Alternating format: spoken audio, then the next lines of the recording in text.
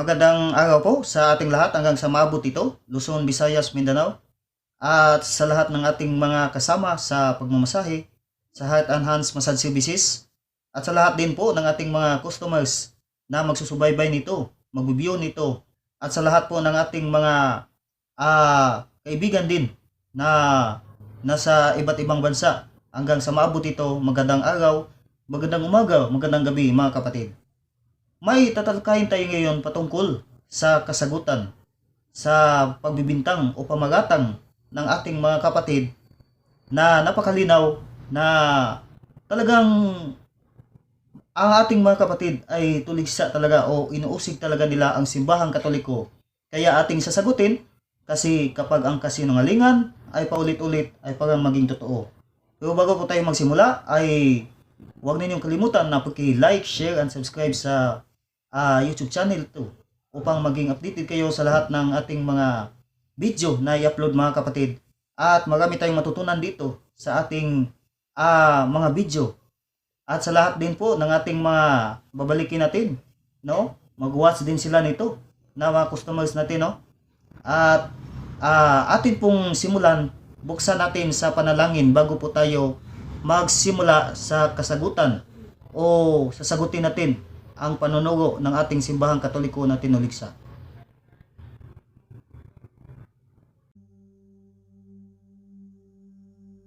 Sa ngalan ng Ama, ng Anak, at ng Espiritu Santo.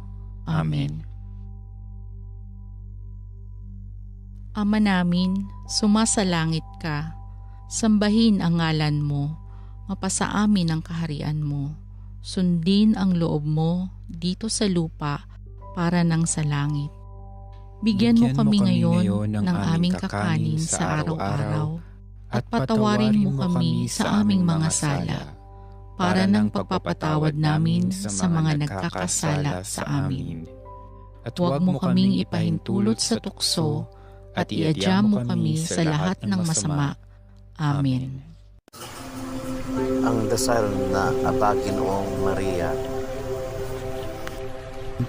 Aba Ginoong Maria, napupuno ka ng grasya, ang Panginoong Diyos ay sumasa iyo. Bukod kang pinagpala sa babaeng lahat, at pinagpala naman ang iyong anak na si Jesus.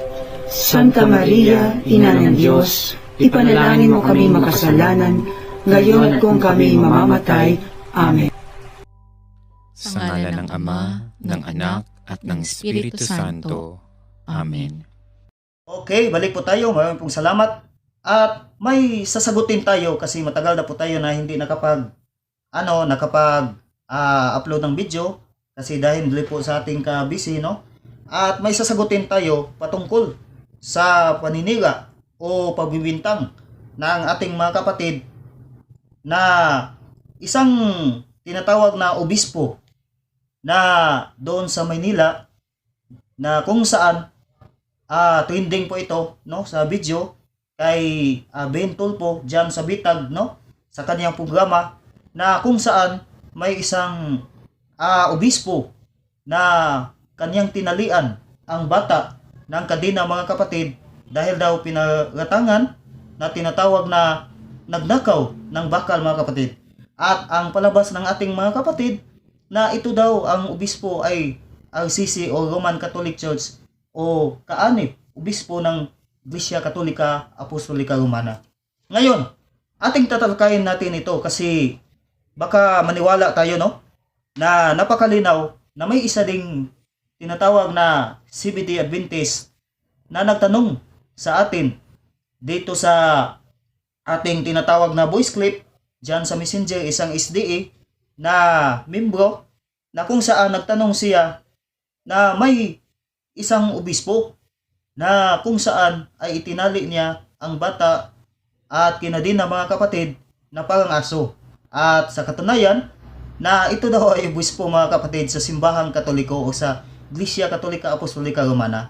Atin mo nang pakinggan ang kanyang tinanong sa akin o ang kanyang sinabi upang malaman natin at sasagutin natin ang kasinungalingan o pamagatang pagbibintang ng ating kapatid, mga brothers and sisters. By the way, hindi ito sa pagpasakit sa lahat ng mga kaiba't iba natin na mga kaibayo, kundi sinasagot lang natin ang panuliksa o usig laban sa simbahang Katoliko. At narito po ating pakinggan ang tinatawag na kaniyang nagtanong siya sa akin mga kapatid, kasi supposed to be 29 ito ginaganap mga kapatid doon sa programa ni Ben Tulfo, no, sa Bitag. Kung inyong i-search ang Bitag, yon, napakalinaw na marami ng si Ben Tulfo, marami ng subscriber o nanonood na trending talaga, na kung saan ang isang obispo na nagtali sa isang bata doon sa puste na parang aso mga kapatid. At ito daw ang tinatawag na Roman Catholic Church na obispo. Ngayon, ating pakinggan mo muna ang nagtanong sa akin. Cebuano ito mga kapatid. Ngunit ating sa Tagalog dahil may mga Tagalog din tayo na mga kasamahan din na mag-watch, no? So, ating pakinggan mga kapatid ang kanyang voice message, no, sa akin dito sa tinatawag na messenger ko. Nag-message siya at nagtanong siya, at ngayon na natin ito nasagot dahil po sa kabisi. Ngayon atin itong sasagutin. Ito po, ating pakinggan muna. Okay, ito Apo ni mo diha, Brad. Kanang doon na lang ko si tawagan report ba ni or pangutana. Mahitungod aning usa ka obispo nga si Bishop Fernando Faustino nga naa nagabase dito sa Luzon nga nanakit og bata. Gikadina pa niya kini o giya gipagawawan. Unsa may masulti nimo mahitungod ana, Brad?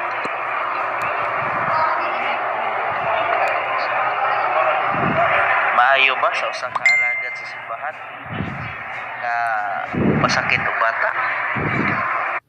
So napakalinaw mga kapatid, nagtanong siya sa akin na sinabi niya na magandang gabi daw o may magandang tinatawag nating hapon, Brad, kasi isa itong SDA na membro na si Brad Elmer Lucernas na talagang naluligsa din sa simbahang Katoliko. Alam naman natin na malakas to sila magluligsa at malakas na mamagatang.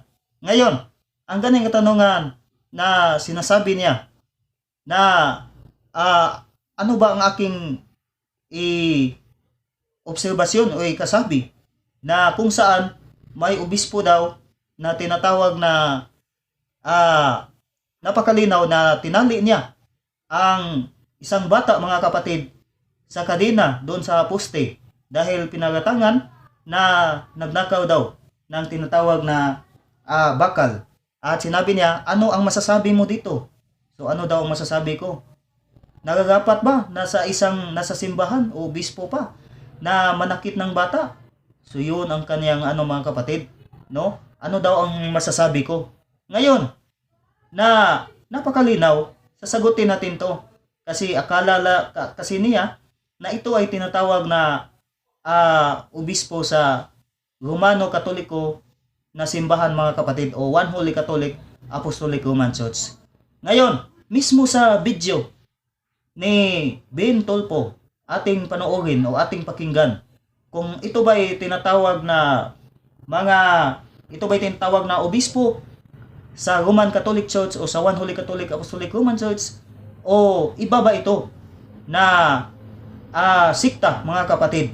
Dito natin malantad ang katotohanan na sinabi niya na ano daw ang masasabi ko sa obispo na kung saan ang bata ay itinali daw at sinaktan mga kapatid.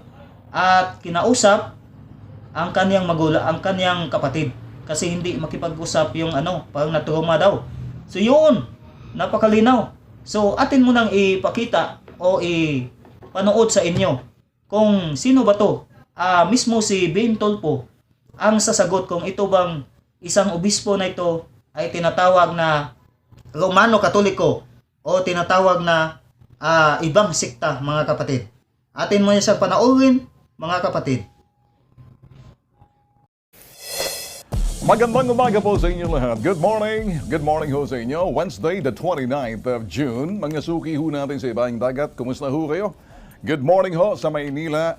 Good evening ho sa US and Canada. Depende ho sa inyong lugar na kung saan may mga Pilipinong sumusubaybay ho sa atin. Gamit ho ang ating digital platform, ang ating YouTube TV, Bitag Official, and sa ating Facebook page, yan ho, ang Bitag Live, and sa website, bitagmedia.com. Ngayong umaga mga boss, abay, sasama ko rin pa. Kamay napapakinggan dito ho sa Radyo Pilipinas 738. So, kompleto ho tayo, no? So, sa digital, kasama sa traditional media, kompleto ho tayo. And unahin ho muna natin itong ating topic. Mamaya ng konti, pagpapakita ho kami ng disturbing video ho, no? As part of public service, na kung saan hot on the plate kahapon na siningit ho namin sa aming digital public service. Ano ho yun? Yung batang kinadena. Kami ho'y magsasabi sa inyo na hindi lang ho kami public service na parang kikilos agad kami. Mantakin nyo isang batang 9 years old ikinadena sa Inupacan, Leyte. Na-videohan ho ng mga kapitbahay. Ikinadena ho siya sa kanyang baywang, inilagay ho sa poste. Ayan ho. Matapos ho, siya ho'y kinadena ng isang obispo ho ng isang sekta. Ano hong dahilan kung bakit kinadena yung bata? Kami magsasabi sa inyo, hindi ho dapat nangyayari ito kasi una sa lahat, pag hindi ho kayo nakialam, mangingibabaw ho yung mga abusado, yung mga siraulo sa komunidad. Sila ho'y maghahari-harian kasi wala hong makikialam. Sa nangyari ho to, nakita raw ho ito ng mga kapitbahay ang nagkadena obispo dahil lang daw pinagbintangan itong batang nagnakaw ng bakal. Kita nyo?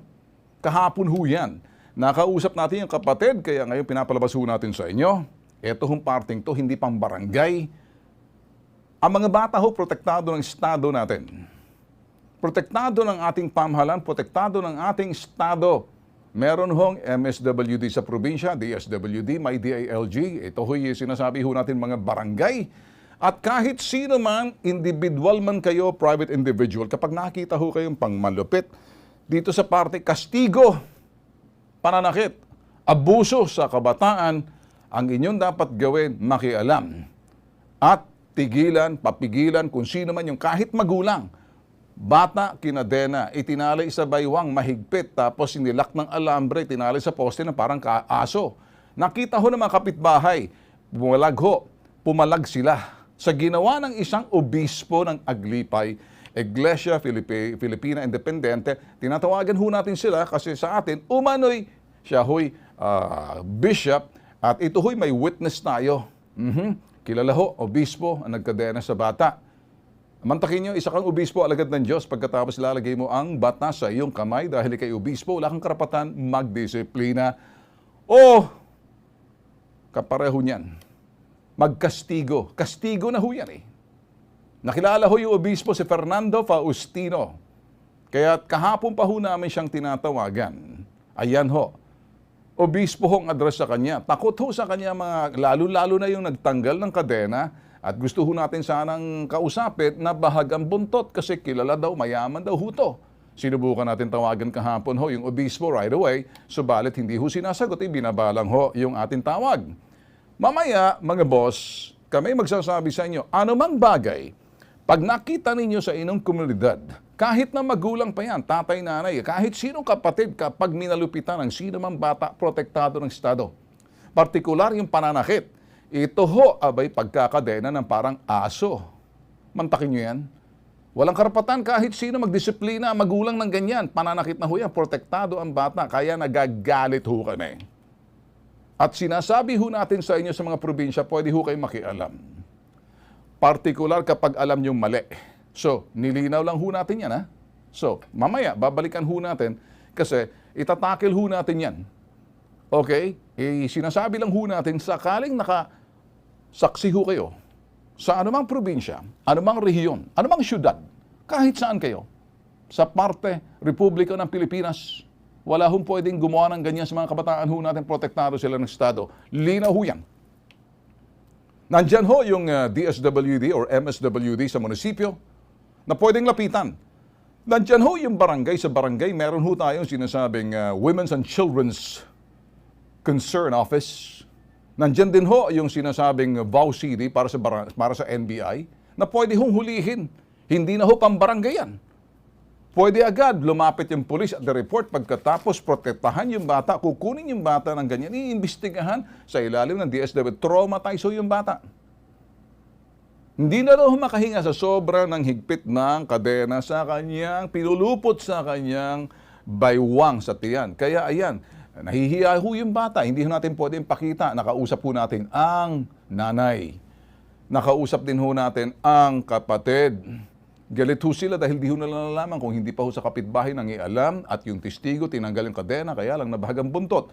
Testigo ho sila kaya hindi ho kami basta-basta magsasalita ho rito, kompleto tayo rito, kaya pinakikita ho namin sa inyo, please lang, kung nakikita ho kayo ng ganyan, pag nag-aalangan ho kayo, lumapit na lang ho kayo sa amin sa Pambansang Sumbungan. Di ho ka nagbibiro. By the way, kahit na ho ako. So yun, napanood din niyo mga kapatid na mismo ang video mga kapatid na napakalinaw na narinig ninyo at napanood kung sino ba tong obispo na si tinatawag na Fernando Faustino mga kapatid, na sinabi niya ni Bad Elmer Lucena sa isang SDE na ano daw ang masasabi ko. Ang masasabi ko, hindi yan ang obispo sa simbahang katoliko o sa Romano Katoliko Apostoliko na obispo, hindi. Kundi, yan po ay tinatawag na Aglipay. Napakalinaw obispo sa Aglipay, mga kapatid. So napakalinaw na hindi pala ang obispo sa simbahang katoliko o One Holy Catholic Apostolic Roman Church. Hindi pala, kundi sabi ni Bintolpo o sabi ng video, sabi ng mga tao na napakalinaw na isang Aglipay. At sino bang nagtatag ng Aglipay? Si Gregorio, tinatawag na Aglipay, na kinuha niya sa kanyang sariling pangalan ang relihiyon na Aglipay. At natatagpo yon sa 1902 doon sa Maynila. Napakalinaw niyan. Hindi yan obispo sa sa simbahang katoliko, kundi obispo sa tinatawag na Aglipay, Bad Elmer Lucenas. So napakalinaw. So inyong napanood o inyong napakinggan na mismo sa video mga kapatid, napakalinaw na hindi Romano Katoliko o RCC mga kapatid na obispo ang nagpasakit sa bata, kundi tinatawag na isang obispo sa Aglipay mga kapatid na tinatawag natin na Philippine Independent Church mga kapatid. Napakalinaw niya.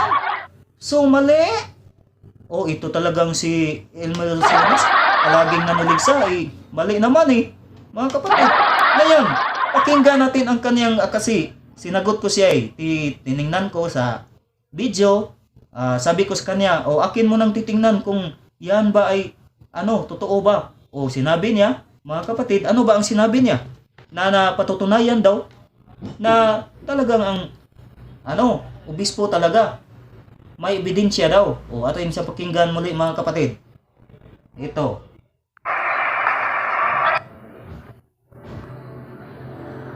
Kuan day Brad, kang tulpo ko nakapatian na Brad.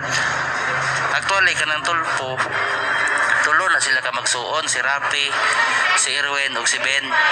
Kanang programa gani nga bitag sa PTV4 kon People's Television Network for Channel 4 o iya programa na stress kanang bitag dito ko nakapati na dunay usa ka obispo ko bishop nga si Fernando Faustino nga nanakit kuno bata. Gikadina pa kuno ang bata. Nya gani ang bata na trauma, di na ganahan mo eskwela. Ya karon gusto unta hinabion ni Tulpo dili makigistorya. So napakalinaw na sinabi niya na ang patunay daw na talagang matingnan natin doon daw sa programa ni may tatlong tulpo yan Erwin Tulpo, Ben Tulpo, Rapi Tulpo, yon. At sa bitag si Ben Tulpo, napakalinaw na doon daw makakita mga kapatid. Tiningnan ko nga tiningnan ko Tapos pinanood ko, hindi pala ang obispo na tinatawag na One Holy Catholic Apostolic Roman na obispo, na bishop, kundi Aglipay Church. Philippine Independent Church. At yun na ang kanyang na obispo daw. Bakit po? Kasi atin siyang mapakinggan. Bakit niya? Kasi sinabihan ko, nag-reply ako sa kanya na pagkatapos ko nanood mga kapatid sa kanyang sinabi, para may ebidensya ako kung totoo ba, sinabi ko sa kanya na, nag-reply ko sa kanya, hindi pala ito ang One Holy Catholic Apostolic Roman Church na obispo, kundi isang Aglipay. Ngayon, ano ba ang sinabi niya mga kapatid? Binawiin niya kaagad. Kasi nag-ano daw siya, pakinggan natin siya mga kapatid, sa kanyang sinabi, sa voice clip natin. Atin itong sasagutin. Kasi baka may mga PWD o persons with disability, o hindi lang persons with disability, may kapansanan man o wala, baka madala nito mga kapatid. Kaya ating pakinggan na naman. Aron yung ka makakuan Brad, i-testing lang o kuan, ipalo lang ang kanay bitag, kanay programa kanay sa PTV4. I-search lang na sa imong Facebook, bitag kang bintol po. Ganira ginagpaminaw, gani karon nga episode usa man taron pizza 20 Lunes 27, 28, 29 o 29. Karon nga adlaw umanag ay kuno to ganam to alas 3. Paminawa lang. Karon jud ka makatuo. So sinabi niya ay na magpalo daw ako sa bitag. Itiningnan ko O meron nga pizza 29, no? Ano ba ngayon? July na, no? Yung June 29. Hindi lang natin ito nasagot. Hindi lang natin ito nasagot kaagad mga kapatid kasi dahil sa ating kabisi. Kasi trending to Baka maniniwala hindi lang ito si Brad Elmer Lucenas. Marami pa ang mga sikta, mga tatag lamang ng tao na naniniwala talaga na itong obispo ang gumawa nito ay Roman Catholic Church. Napakalinaw niyan, RCC, hindi RCC, kundi Aglipay Church, hindi One Holy Catholic Apostolic Roman na obispo. Napakalinaw niyan, sinabi na yan ni Brad Tulfo, ni Ben Tulfo. At pinakita mismo sa video yung muka. Tiningnan ko, tapos nag-reply ako sa kanya. Hindi to One Holy Catholic Apostolic Roman na na obispo, kundi Aglipay. Tapos ano po ang sagot niya? Ano ang reply niya? Kasi nag-message daw siya, mga kapatid. Ano ang mini-message niya? Ating pakinggan. Ang kanya mini-message sa programa ni Ben Tulfo. Ating pakinggan. Wala magyurin yung ito na kugihuman, Brad. Kaya pag-ingon manggod nga obispo, bishop, gipawong na ako pinagsuro kung dugo na mati ko. Yung nanakit bata. Napakalinaw mga kapatid. Nag-reply ako sa kanya ng ganyan na hindi yan One Holy Catholic o hindi yan RCC, kundi Aglipay Church. Tapos sinabi niya, ano ba ang reply niya sa akin? Hindi ko tinapos kasi sumaka daw ang kanyang dugo o tumaas daw ang kanyang dugo mga kapatid. Dahil galit siya sa ganyan na mga nananakit ng bata. Hindi niya pinanood talaga ang whole mga kapatid. Napakalinaw niyan. Kaya nga namagatang o namimintang ka agad. Napakalinaw niyan, napakalakas mamimintang tapos hindi pala tinatapos. Pag sabi na obispo, pag sabi ng mga pari, paring Katoliko, RCC ka agad. Pero hindi tinapos. Para yung tinatawag na movie na kung hindi mo tatapusin. Napakalinaw, makahukom ka talaga. Bakit ginanon, bakit ginanyan? Kasi hindi tinapos dapat tapusin mo Brad Elmer Lucenas o sa lahat ng ating sa mga kaibayo natin na ating mga minahal. Sige, atin siyang i-continue mga kapatid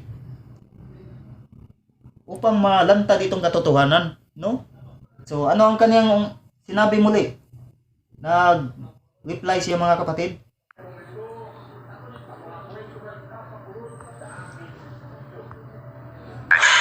sa kuan dito day Brad sa IFI kun Iglesia Filipina Independiente. Asa na Independiente sa pronounce na. Oh, sinabi na niya mga kapatid, lumabas na. Lumabas na ang katotohanan na hindi pala one Holy Catholic Apostolic Roman Church na obispo si Fernando Faustino, kundi tinatawag na Philippine Independent Church, no? Iglesia Filipina Independente, no? Napakalinaw. So, yun, baka tinapos na mga kapatid, sumaka daw ang kanyang dugo o nagsugok daw o tinatawag nating tumaas daw ang kanyang dugo kasi galit siya ganun. Ngunit, pag ngalan na mayong obispo, ang simbahang katoliko lang ba ang may obispo o ang RCC lang ba ang mayong obispo? Kaya napakalinaw niyan. Ang tanong, ang mga pari, pag sinabi mong mga pari o mga obispo, napakalinaw niyan. RCC na kaagad? Hindi po. Mali. Katulad lang po yan ng tinatawag natin na pinagatang nila na ang pumatay daw ni Jesucristo, sa ating tagapagligtas, Panginoong Jesucristo, ay ang mga paring katoliko, ngunit mali naman. Kundi ang mga Hudiyong katoliko, unang Tesalonica 2:14-15, San Juan 5:18. Pero pagbasa nila na mga pari, mga pangulong pari, ipari na agad na katoliko. Napakalinaw niyan. Ano naman tayo? Ano naman tayo mamagatag? Malakas sila mga kapatid. Itong ating mga kapatid, malakas talaga maghusga. Malakas no? Na sabi nila, sa 10 utos, nakalabag kayo sa 10 utos kasi sumasamba kayo sa mga Diyos-Diyos. Kayo, ang tanong, lumalabag din kayo sa 10 utos, 8 utos. Ano po ba yun? Napakalinaw, wag kang magsasaksi ng tinatawag na hindi totoo, walang katotohanan. Napakalinaw ng mga kapatid. No? Upang ikapapahamak lamang sa iyong kapwa-tao. Exodus 20 mga kapatid, napakalinaw. Mahilig silang gumamit niyan. Pero sila ang tinamaan sa kanilang sarili. Bakit po? Kasi sila ay naghuhukom kaagad. Umahatol kaagad. Diyos ba kayo na umahatol? Sabi ninyo. Na tinatawag na sa lahat ng mga dyan, no? Pagsabi natin na obispo, pagsabi natin na pari, yun nakaagad sa simbahang katoliko sa RCC. Mayroong ang paring mga Muslim. Mayroong mga paring, maraming mga paring Hudiyo. Yun. Napakalinaw niyan. So, mali mga kapatid, huwag naman mamagatang, no? Baka delikado, no? Hindi nakalampas na kaagad sa ika-10 sugo. 10 utos ng Panginoon natin. Napakalinaw niyan, Exodus 20. Ngayon, Exodus 20 ata, 16, no? Ikutin niya natin siya. Sana? Wa man ko to nako gitiwas og pamati kay pagkadungog lagi nako nga alagad sa simbahan. Obispo pag yun, nanakit og bata, wa ko nila og paminaw brad kini ulbo nga kong dugo. Nisuro ko kong dugo.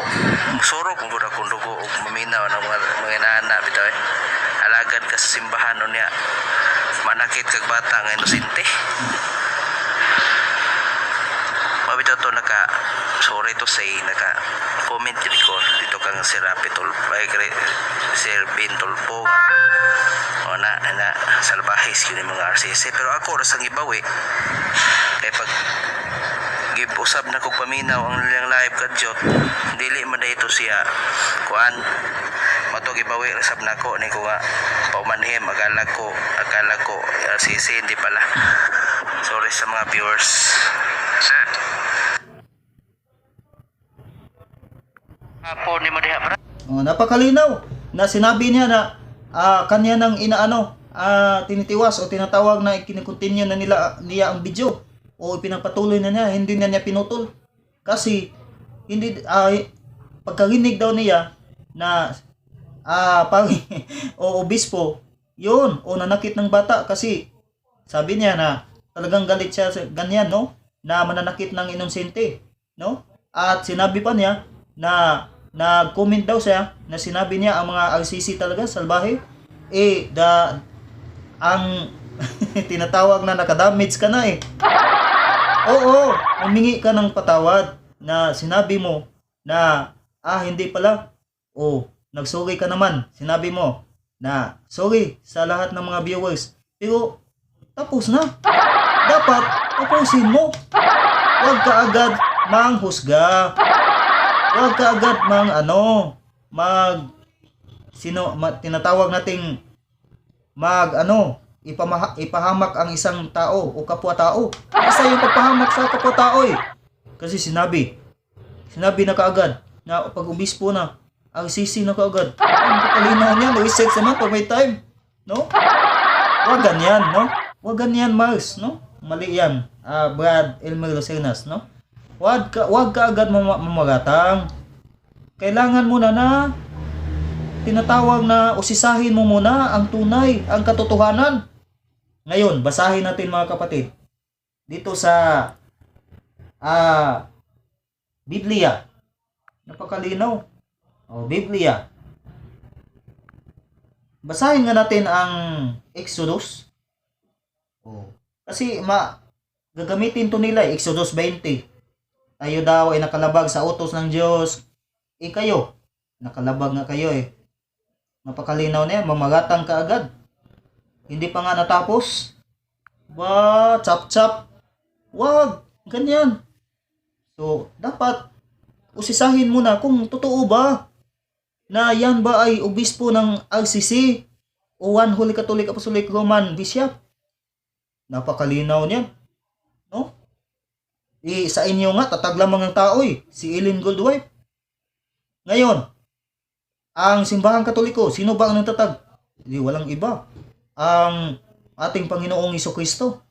At hindi si Ellen Goldwife. No? Napakalinaw niyan. O sa inyo, Ellen Goldwife eh. Ngayon, basahin natin ang Exodus 20 mga kapatid. 20, natamaan sila nito. Brad Elmer Lucernas. Ito basahin natin. Ito, basa. Huwag kang sasaksi nang walang katotohanan laban sa inyong kapwa. Napakalinaw niyan, sa laban sa iyong kapwa. Huwag kang magsasaksi nang walang katotohanan. Hindi mo pa nga tinapos. Hindi yan katotohanan, yan ay pagsinungaling na sinabi na obispo daw ng RCC, mali naman. Ganyan. Yan po ay tinatawag na obispo ng Aglipay. So, napakalinaw. Kasi trending to mga kapatid. Hindi lang si Brad Elmer ang nagtanong nito, marami. Mayroong mayroong obispo na tinalian yung bata ng kadena. Na parang aso, tinalian sa liig, na napakahigpit mga kapatid. At yun ba ay kapatapat? Hindi. Kundi, yun po ay tinatawag natin na torture yun. Torture yun. Dahil sabi na ating Panginoong Jesucristo, napakalinaw niya, alang-alang sa mga batang ito, sa kanila ang kaharian ng langit. Ang tanong, obispo ba ng RCC? Hindi Aglipay. Yun ang tinatawag na totoo. Yun ang katotohanan. Ang katotohanan na namagatang ka agad. No? Ang katotohanan na nagsasaksi ka agad sa kapwa-tao nang walang katotohanan. Itong si Brad Elmer at ang iba pa. No? Nagsasaksi. Pero minahal natin sila. At talagang init na init sila sa simbahang Katoliko mga kapatid. No? Yung kanyang amo, si Jerry Laig, si Pastor Chris Bacaliaris. Hindi to sa papasakit mga kapatid. Kundi atin lang pinatunayan ang tinatawag na katotohanan, hindi ang hindi katotohanan. No? Dahil ang katotohanan, mahalaga talaga, mga kapatid. Ngayon, basa naman tayo dito sa Leviticus 19:16. Basahin natin. 19:16.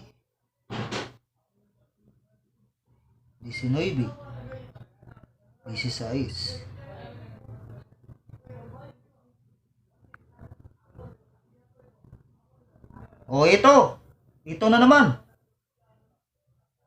O. O ito na naman. Abad Elmer Lucenas o sa lahat ng namimintang, no? Na yun daw ay obispo ng RCC. O ito basa.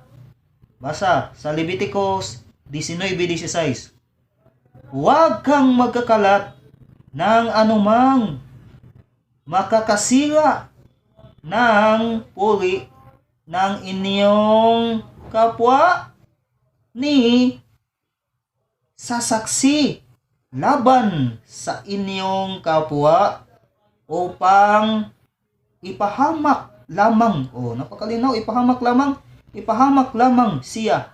Ako si Yahweh. So, yun, utos naman ng Panginoon na huwag magkakalat ng tinatawag na huwag magkakalat ng fake news, mga kapatid. Napakalinaw niyan. O, huwag magkakalat ng anumang nakasisira. O, nakikasisira sa iyong kapwa. Paninira yan Napakalinaw niyan. Isa yung pagkalat sa paninira, mga kapatid. O, humingi. Thank you. At humingi na ang ating kapatid ng kapatawagan doon sa viewers. Yun, nag-comment siya. Pero tapos na. Sabi niya, ang mga RCC salbahe at kanyang binawi. Yun. Wag mag-ano sa maling akala, Bad Elmer Lucenas. Baka Espiritu Tonto ang makunsad, hindi Espiritu Santo. Yun, napakalinaw niyan, no? So, yun. Ngayon, dito naman tayo sa Mateo City 1. Baga, biblical talaga ito, mga kapatid. Si Kristo ang nagsabi mismo. Mahilig talaga to sila sa 10 commandments. Hindi sila ang nakalabag din. Mateo City 1. Mateo City 1. Mateo City 1, ang title, Paghahatol sa Kapwa. Ano ba ang nakasulat sa Mateo City 1? Huwag kayong humatol nang kayo'y hatulan, nang kayon din ay hatulan. So napakalinaw din, mga kapatid. Huwag kayong humatol nang kayo'y di hatulan. So napakalinaw. Huwag kayong humatol kaagad upang kayo ay hindi hatulan ng Panginoon. So napakalinaw niyan. So yun. So hindi magkakalat ng mga fake news, mga nakasisira sa kapwa tao. Sinabi Leviticus 19:16, mga kapatid, na napakalinaw niyan, no? So yun. So napakalinaw, mga kapatid, na ating nasagot ang tinatawag na tanong ni Bad Elmer Lucenas, at hindi lang si Bad Elmer Lucenas, kundi sa trending, mga kapatid, na tinatawag na hindi yon ang RCC o One Holy Catholic Apostolic Roman Church na obispo, kundi isa yon na Aglipay, na tatag ni Aglipay din, Gregorio Aglipay, mga kapatid, noong 1902, na napakalinaw. So yon, marami pong salamat sa inyong lahat, sa lahat ng ating magsusubaybay nito. Sana po na mayroon kayong natutunan at ating sasagutin kung ano man ang mga pangataki laban sa simbahang Katoliko. May kapansanan man o wala, ay dapat nating ipagtanggol ang ating panunugo, mga kapatid, upang hindi tayo madala sa kanila, mga kapatid, at hindi tayo mapahamak, na hindi tayo mapunta sa mga bulaang mga tagapag-aral na ating mababasa sa Mateo 24:4-5, na sinabi diyan, na sinabi ni Kristo, magbantay kayo at huwag kayong magpalingla. Marami ang pumarito na magsasabi na ako ang Mesiyas. So napakalinaw niyan, ako ang Mesiyas. At maan din ito si Apollo Kibuloy, maangkin Ngayon, tinalakay na natin yan si Apollo Kibuloy, mga kapatid, at atin na matadalkayin sa darating na araw, mga kapatid. So sana po na mayroong kayong natutunan na naman sa ating tinalakay ngayon na pagsagot sa mga tuligsa, usig sa ating mga kapatid, mga minahal natin sila, at sana po na mabuksan din ang kanilang pag-iisip at katotohanan, mga kapatid, na nandito lamang sa simbahang Katoliko. Marami pong salamat sa inyong lahat, at God bless us all, at shout out sa lahat po no ng ating mga kapatid sa baguhan pa dito. Kung like ninyo ang video ay huwag ninyong kalimutan na paki-subscribe o paki-share naman, no? At sa lahat din natin ng mga kasama, atin silang batiin sa Heart and Hands Massage Services na lalo na po sa ating kataas-taasang Pangulo si Binigando King at sa lahat ng mga kapatid natin. At dito na lang po ako. God bless us all. Marami pong salamat sa inyong lahat. Hanggang sa ulitin po, hanggang sa susunod na naman nating upload. God bless us all.